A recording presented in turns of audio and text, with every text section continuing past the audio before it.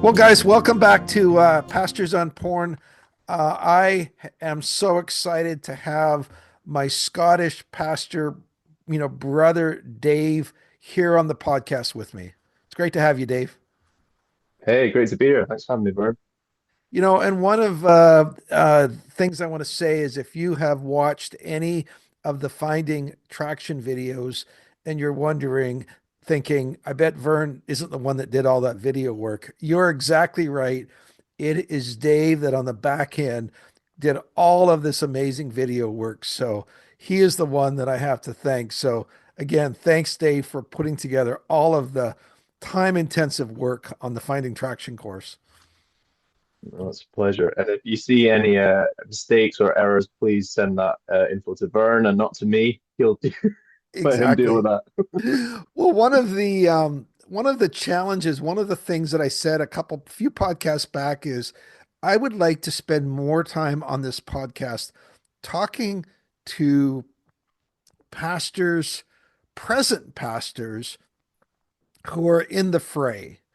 And I'm not against ex-pastors or people that are no longer pastoring that are now doing, ministry to people who struggle with porn.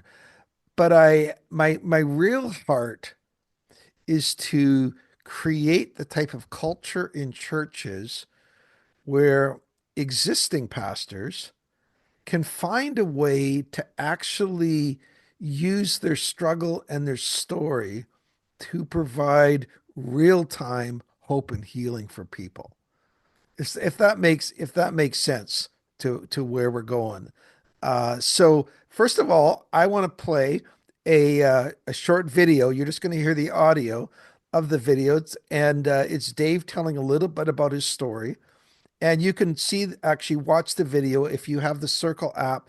Go into the pastor's podcast section, and you can actually watch the video, or it's also on YouTube under my name. So take a listen to this video, which will be a good preview to what we're going to talk about today.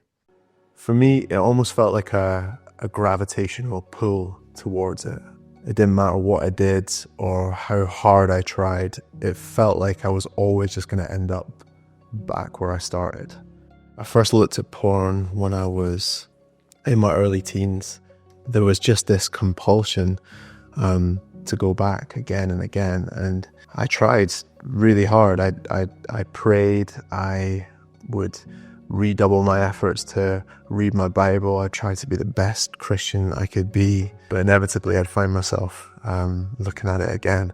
I wasn't actually letting anyone else in. This was still hidden. This was still something that I was going to deal with on my own. I was going to figure this out. I remember one day I was at home with my wife and I felt like the Lord say to me, you need to tell her the truth. You need to tell her what's going on with this. And in that moment, there was this wrestle of like feeling compelled to do this and at the same time thinking, God, I can't do that. That would hurt her so much. And as soon as I had that thought, Hazel said to me, I feel like I have this image in my head that might be from God, and it's like a bell that's ringing. And as the bell rings, all these snakes are scattering away. And I feel like the bell represents truth. Does that mean anything to you? And my jaw hit the floor. And I knew in that moment that there was nothing for it, and I had to tell her. I had to tell her everything. But one of the things that she said to me in that moment that I'll never forget was, you have to get help. You have to deal with this. It led me to the Finding Traction course, which is a roadmap to freedom, really. I did that with a friend. It's such a good mix of practical steps and then kind of combining that with reliance on the Holy Spirit, asking Jesus to help us. Yeah, I stopped watching porn from doing the course, but more than that, I stepped into a fuller picture of who God had created me to be. You know, and after doing this course for a year, we were so excited at just the freedom that we'd stepped into. We opened it up to men across all of our sites, and we've been running that for about a year and a half now. And it's just been incredible. And having that space where you can just tell other people, like, the worst stuff, the things that you cringe at and you just think, I don't want anyone else to know this. But when you're able to be open about that, and you're not able just to share that, but you're met with love and acceptance and encouragement, and these guys are just cheering you on. Like, there's nothing like that. It's amazing. I was initially a little apprehensive about joining the group. From day one though, being able to share my experiences with others who have shared the same struggles and be encouraged by their success and growth has been incredibly healing. It has been a lifeline for not only my porn addiction, but for every aspect of my life. I've been challenged, encouraged and strengthened since coming to the group, and I'm now over 10 months porn and masturbation free. There is absolutely hope for everyone listening to this who might be struggling with porn. That hope and that freedom and that healing is there for the taking for anyone who is willing to be bold and to step up and say, hey, I need help. Again, Dave, we're here to talk about that video. We're here to talk about that role. You have recently moved from being a youth pastor to moving into the role of being the campus pastor. Is that correct? Yeah, that's right. I was doing youth for 11 years, and I'm 3 weeks into my new role, so very fresh. Okay. And does it feel a little overwhelming? Is it a whole new set of tricks and skills that you're having to develop? Yeah, there's less time sat on the Xbox playing with young people. That's the one big shift I've seen. Oh But a my. lot a lot of yeah, just I think a lot of different kind of facets of, church life to kind of get your head around lot of different areas that previously wasn't really my responsibility, and now it's like, oh, the buck stops with you kind of thing. So yeah, Right. still trying to get to grips with it. Now, the context we're talking about is a multi-site church. Now, but I think most of the things we're going to talk about are still somewhat relevant in terms of what any pastor who works ongoing with people is going to be asking themselves. And my first question is the video that I just played obviously identifies you as one of those real-time porn pastor guys, if I could put it that way. And I have talked to so many pastors that they would say, "Oh, dude, I don't know, um, I don't know if that's something that I could ever do or ever release or ever become known for." So, Mhm. um, and and I guess the question is, and I ask people, well, tell me what your personal reasons for that. Let's leave the church out of it for a second. What do you think? Is there any hesitations you had personally um, in that, or you've now been in this recovery sphere for a few years now? But Yeah. just what was there any sort of friction points that you identified?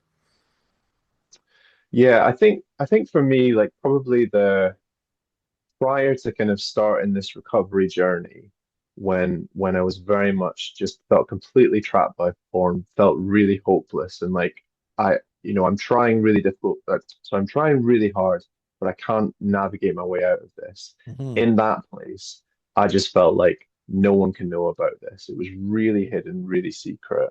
And I was a pastor at that time. I was a youth Right. pastor, and so being in that place felt like I could never be transparent about this struggle. Um, it wasn't until going on this recovery journey and starting to find freedom and starting to kind of, you know, put together the kind of practical pieces from the course to how to move out of it, that actually those a lot of those barriers just started to disappear. And what did you call me, the porn pastor? I know that's a title that a lot of people, as you say, would shy away from. Like, I don't want to be associated with that at all. And if I was the porn pastor in private, absolutely, like I wouldn't want anyone to know that. Right. But I found there's actually a real shift when you're the porn pastor in public, in terms of if for me, having found freedom, and I don't mean freedom in terms of, oh, I never have to worry about it and it's No. not an issue at all, because I don't think that's for me anyway, that's not realistic. Like I'm probably going to be on this recovery journey for who knows how long, and that's great.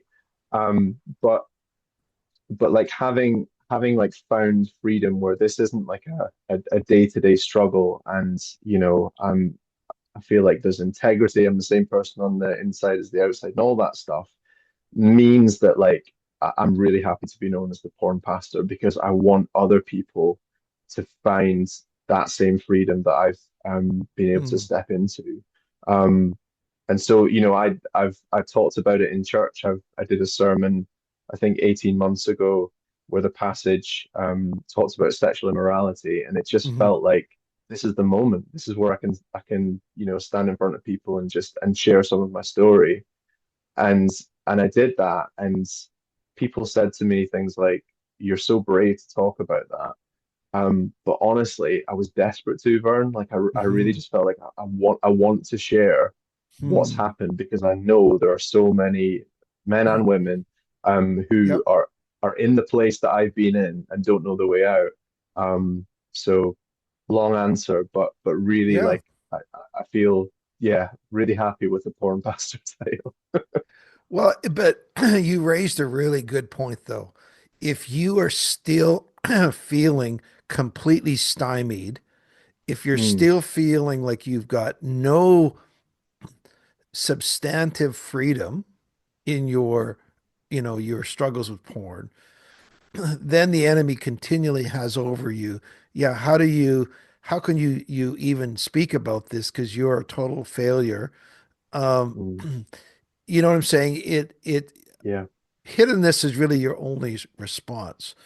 Of course, shame is there as well, but you don't have any sense of, and we're not talking about perfection. We're not talking about um, lack of vigilance. We're not talking about the struggle, the three steps forward, one step back, two steps. I get all of that, Mm, but there has to be a measure of some momentum. It's a term we use a lot in the course. Some mm. momentum to be able to step out in this. Would you agree with that? Sorry, There some has to to be step out some into. some momentum in your sense of freedom for you to be able to say, I actually can bring something to the table here, even though Yeah. I'm not the perfect product yet.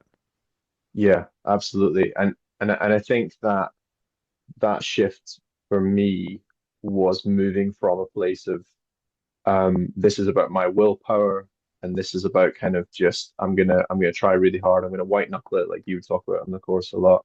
Um, to actually know I have some tools and I have some like I have like um a roadmap to freedom almost that I can follow. And I think that was the shift that had to take place for me to feel Hmm. able to to to be public about it because um there was just it just felt like a completely hopeless place without those tools. Just Well, felt like I was kind of in the dark. and let me ask this anecdotally as well, because one of the Mm, claims that I make in the course, especially as you get into quarter four, is when you begin to now turn back and help people with some of the healing and hope you've received, it actually acts as a bit of a rocket fuel for your own recovery. Would you say that since you've started to lead a finding traction group, since you've started to work with others, it's been a catalyst for your further recovery? Would you mm. buy that theory? Yeah, absolutely. I mean, my experience was I did the course and basically had um, a solid year pretty much without Hmm. porn or masturbation, which was amazing. And then had a slip, Yep. and then just felt like I was almost back at stage one.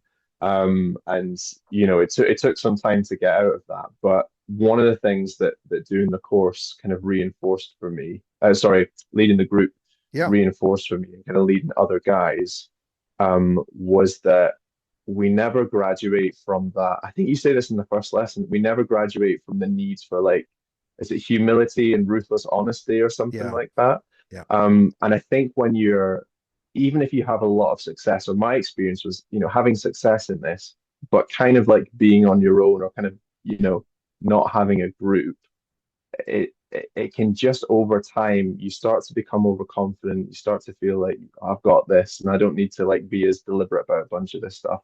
But when you're in a group of guys and when you're leading it in particular, it's like they don't let you off the hook. Like No. you have to like bring what's really happening and they can tell.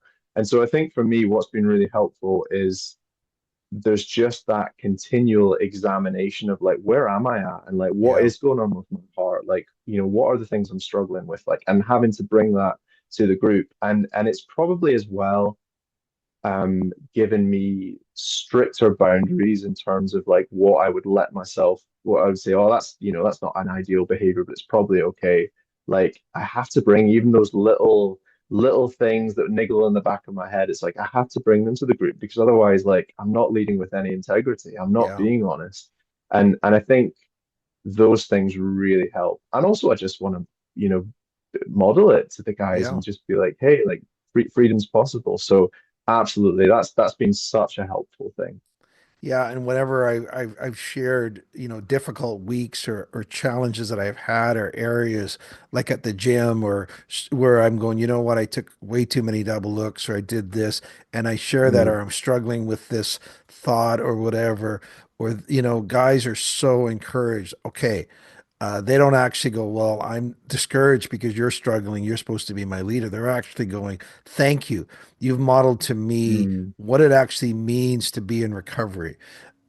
So yeah, you can't lead these groups, and there's pastors that kind of try to, or therapists never share their own stuff. That's kind of one of the old rules. I don't know if it's mm. good or not, but pastors, the same thing. You can't effectively lead a group if you're not willing to be out there and go do as I do, right? Yeah, So let absolutely. let me I ask. I had Go ahead. a oh sorry. No, go for it. I was going to say I had a off the back of that I had a moment a few months ago. I had a red moment and it had been a long time Hmm. since, and this was in the middle of leading the group, and that was one of the things actually that really helped me kind of like bounce back from that quickly. It's like you need to really model how Yes. you deal with like a big slip, how you deal with like, when it feels like your world's crashed down, you're like, oh no, Yep. like I'm back at stage, all that stuff. It's like this is actually, I was really aware at the moment they might learn from you more in this one moment than they do in like months and months of you saying, no, it's a green week or do Yep. you know what I mean? Yeah. And so that was really, yeah, quite a crucial moment, I think. And I still struggle with the idea, you know what? I could go ahead and do something here and I wouldn't need to tell anybody. Like I can Mm, just do this dishonesty where I'm never going to tell yep. somebody about this and then I immediately go, no, no, you can't. And no, you wouldn't. Yeah. And you would have to self-reveal as part of that. So, well, let me ask this, and I don't really, want you to speak on your wife's behalf, but obviously you know your wife well. Was one Mm, of the things that I say to pastors who are navigating becoming more real time with people that they lead. I always say to mm, them, this is something that you need to talk with your wife about in terms of, if you were going to do this, one of the questions I say is, how does your wife feel about it? Where's your wife at in terms of mm, that? Because you don't want to make this decision, even though it can have amazing positive things without involving your wife in you becoming more vulnerable with others. Did your wife at all have any second thoughts, or did she feel, just the question of, okay, my husband struggles with porn and he's one of the pastoral figures in our community. How did that play into the equation? yeah. Um, she has been incredible. My wife has been so supportive ever since that first disclosure moment where she said to me, you need to get help. And that was a really hard conversation. Hmm. Like it was really difficult, and I could just see how much I'd hurt her in that moment. And I knew from then on, like I had to really regain that trust. And so that was a long process. It wasn't like the next week I was standing at the front of church and saying, "Oh, hey everyone, Right. here's what's going on." That was a long process, and she saw my commitment to every week, going to group and Hmm. for a long time. And I would be we would have really honest conversations and all the rest of it. When it came to the point that I was about to do this sermon I was referencing earlier and going to talk about my porn struggle in front of church, I kind of expected that she would be not too keen because I was Mm, thinking, if the shoe was on the other foot, how would I feel like if she was right. standing up and saying Yeah. something like that? Um, but but I think, just a combination of just her just the woman that she is, the incredible woman that she is, and Hmm. her grace and her forgiveness for me. I had her full blessing, and she was like, "No, you absolutely should do this." And the first I did that talk across our sites numerous times, and the first time I told that story in the video, I didn't actually say it was my wife who I disclosed it to. I just said someone close to me because I was trying to protect Right. her identity. And then afterwards, she was like, "No, no, no, you need to say it to me." Like, and Okay. and and yeah, so she's just been fully bought into that and has been willing to have conversations with the wives of some of the men who would come into our group Mm. and just chat with them and be really supportive in that. So yeah, it's I've been so blessed by her. Yeah, this is last Sunday. My wife, she's not even formally a pastor with me anymore. She's back teaching elementary school. She had a Mhm. lady come up to her at church and said, "Hey, I found my husband, looking at porn on his phone. I caught him, and how do I, what would you, like, how would you navigate that, or what would you say, or Mhm. whatever?" Because she was able to help, to help provide some ideas there. But you did say, Dave, something super important. You talked about the regaining of trust. Mhm. And it would be premature. I think you would probably agree with this, or would you agree that it would be premature for you to go public or premature for you to do that um, before you had built a sense of trust or confidence? Would that be accurate to say? Yeah, yeah, absolutely. I just think, if that's not there, and you do that and you say all this stuff in front of church, and then you're going on hurting her again and again. It's like just the damage that could do to Yeah. your relationship is just, yeah. So no, absolutely. It's kind of I never would have said anything in front of church if Hazel wasn't happy with it. So yeah. Having said that, and going back to this in the previous point, it is possible, though, that the enemy would say this to us. Okay, Dave, but what happens if you slip again? Hmm. Okay, Vern, what happens if you slip again and you've become Hmm. like it's you could see his strategy to keep us in silence, to keep us, Yeah. but what happens if you slip again? And yet both you and me, since we've gone into this, and I know I used to work with a fellow from 180 Ministries, he's since passed away, but he had slips even in this area, or he had relapses, Mm. and he was open and honest with them and he learned from them. It's like, you know what? This fear thing that the enemy would over you. Yeah, but what if you ever fall? What if you ever slip again? Um, Mm. it's the enemy's strategy to keep you silent. You say, well, if I slip or if I fall again, then I am going to model what a godly man does. A righteous man may fall 7 times, but he gets up.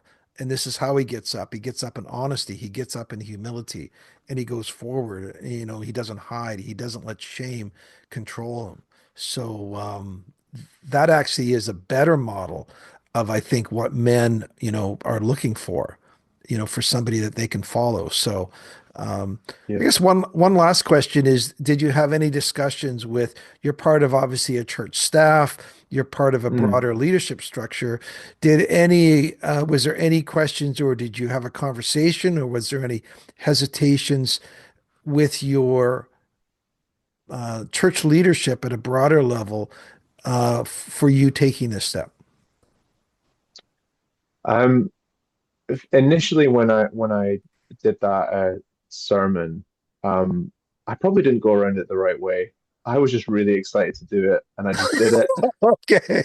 So, and let the pastors pick up the pieces afterwards. That was my thing, which probably wasn't the best thing to do, but I'm kind of slightly tongue in cheek there. But I did just the church that we were in. I was very confident that like Okay. our leadership team wasn't going to be upset that we were talking about a real issue like Yeah. pornography because we're talking about I've spoken in the past about things like grief and mental health and all these different Hmm. areas and like and I know that there's like power in like someone's actual testimony when they're sharing like real stuff of what God's done or the journey they've been on. So I did launch into it without checking fully, but I was confident it was going to be fine. And the response that I got from the leadership team was so good. Like I was only due to do it in a couple of locations, I think. Okay. And then after doing it once, they were like, "We need to have this everywhere, and we want to, we want it to be filmed and live streamed and all this kind of stuff Oh because my. we Okay. just don't get to talk about this." So they were so supportive. And then that video, Bern, that you played earlier, that was recorded. I wanted to record it and for it to be for it to be something that you could use if it was useful. But I recorded it initially because our one of our lead pastors said, "Hey, could you just video yourself sharing your testimony? We're doing at the start of the year, we're going to be talking about consecration and kind of like surrendering Yeah. everything to the Lord. And I know you're starting this new course, Dave. Could you just film yourself and then we'll play that on a Sunday morning and get the word out?" And so and I know Wow. not everyone would be in a church environment where um, you know, a topic like porn is received like that. But yeah, I think it's really healthy actually that we're able just to kind of just call a spade and say, hey, this is real. It's in the room. Let's talk about it. And I think sometimes what we think is the case may not actually be the case, right? It's Mm, the, well, things could go sideways, this or that. Yet I think people, if we have any equity in church, right, that I think we would be surprised at how people would respond. I do have a funny story. I actually pastored for a whole month in the UK. I don't know if you knew oh that. I did no. a pastor exchange, and I had a British pastor come, and I know that's not the same as Scottish, but I had a British pastor come to where I live for a month. He could speak on anything he wanted to. And I went to the UK and for a month. We lived at each other's places. We had a great time. And my wife loves the, UK. And we spoke for a whole month at a British church. And I was funny. I was asking him, so what is it like? Give me a bit of a landscape as to what you can talk about, what you can't talk about. He says, well, in the UK, we don't really talk about money and we don't really talk about sex. And I was thinking, Mm. really? I'd never heard that before. So when I was there for a month, guess what I spoke about? I spoke about money and I spoke about sex. And it was well received. Now I don't Oh, know if it's because I was the Canadian that came in from the outside, that's the, it. the long That's lost it. brother coming home. But the point was, um, I think sometimes people are more open than we give them credit for. Yeah. And we let fear and the enemy hold us back. So, it's one of my pet, it's not my pet peeve, but it's one of the purposes of this podcast is for us to move away from shiny churches and for us to Yeah. create real communities of hope and healing that deal with real pressing issues in people's lives. So, Yeah. Dave, thank you. It's been an honor to have you. Thank you for doing the video. Thank you for doing all of the work on the Finding Traction course. You have been such a blessing in my life, and I know that you will bring a blessing to so many others just through your honesty, your faithfulness, and God's blessing on your brand new role of being a campus pastor and the stretching and I don't know. You're just going to have to find other ways to play Xbox, or something.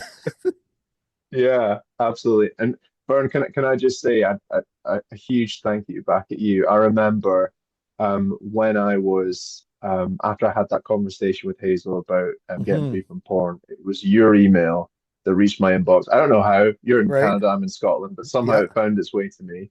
And and I picked up that email and started listening to Pastors on Porn and listening to just another human voice that was talking about this struggle, and in particular being a pastor and having this Mm, struggle, like was that was the first steps for me to get free. And I don't know if I ever would have without your work and everything that you do. And so just mm. a huge, huge thank you. I'm so, so grateful for you. Thank you. Well, it's funny, and I'll end on this in a bit of uh, uh, a promo way or something. I've been really wrestling, David. How can I connect with churches about the course and what we offer? So I've actually tried and just started again. I started a week ago, just sending emails out. I going online and hitting different churches and denominations of pastors, just sending out emails to people saying, "Hey, this is who I am. This is my story, and this is Mhm. what this course can do and help you in your journey and the men in your church." So, if you want an email, send me an email at bandofbrothers.care@gmail.com. I will send you your very own church invitational email. And it's funny, and I guess what I just pray for is other people who have that God opportunity that see that email going, okay, this is something that can benefit me personally or the people I lead. So, Dave, thanks again. It's great having you on. Awesome. Thanks, Bern.